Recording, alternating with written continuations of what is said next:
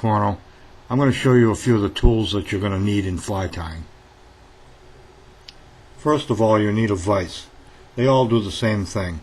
They hold the hook stationary while you tie your fly. You can get one for as inexpensive as $15, or with all the whistles and bows for $500 or more, whatever suits your need or your pocketbook.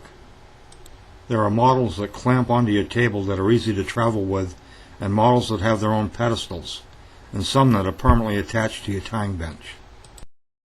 A bobbin is the tool that you'll need to hold your thread.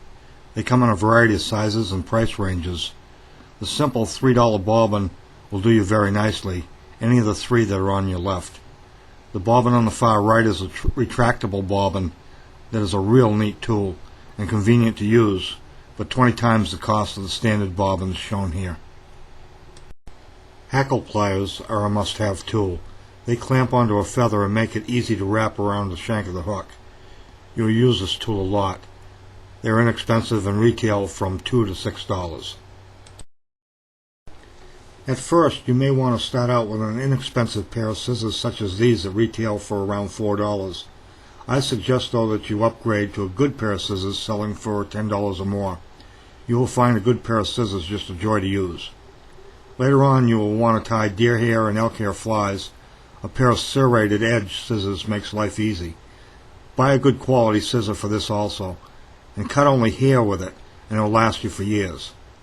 I save my old dull scissors for cutting stems, wire, and anything else that I think might dull my expensive scissors. A pair of curved scissors is very handy if you're going to do a lot of deer hair flies, such as bass poppers. Here you have an assortment of half-hitch tools that you can use to tie your thread off after finishing a fly. They are an inexpensive tool and makes a finish knot easy. If you want, though, you can take the ink out of a Bic pen, and it makes an excellent half-hitch tool. These 5 tools I've shown you so far are all you really need to get started in fly tying, and all can be purchased for around $25. Now I'm going to show you some more tools that you're going to want down the road, such as this Bobbin Threader. It works like a needle threader to run your thread up the bobbin tube. These are hair stackers that are used to even the ends up on hair wing flies such as an acatus. They come in a variety of sizes. I suggest you first purchase the one similar to the one on the far right. It has a wide opening and makes it easy to work with. You may want a pair of wire cutters. You'll be using a lot of lead and copper wire. Never use your expensive scissors to cut wire. Also, a pair of all-purpose scissors are good for cutting skins and other materials. Tweezers are handy for tying small flies and putting beads on the hook if you're tying beadhead flies. This is a needle on a stick, and it's called a bobkin, and handy for applying head cement on your threads after you finish your fly, and handy for a lot of other uses also. Hemostats are also handy for many things, such as pinching the barb on your hook before you tie your fly. There are all kinds of tools to make fly tying easier. Here are a set of hackle gads. We use them to hold back the hackle feathers so a nice neat head can be wrapped at the finish of tying a dry fly. In collecting fly tying things, you will want to have a hook sharpener, such as a stone, and single-edged razor blades for cutting different materials.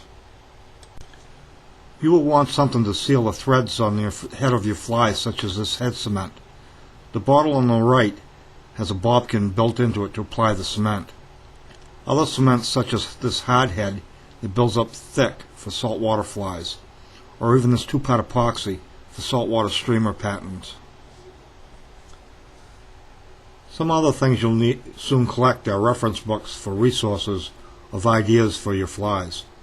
You'll need a table or a bench of some sort to tie your flies on.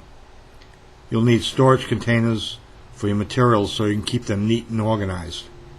Good lighting and a light-colored background is essential so you can be good to your eyes. A comfortable chair and some good music always makes for tying more enjoyable.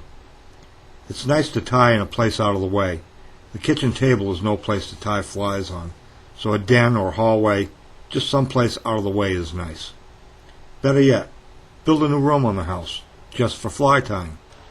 Now that you've spent 5 months collecting stuff, and have spent a grand total of $34,823 on a new fly tying room, furniture, and stereo equipment. Let's get started tying.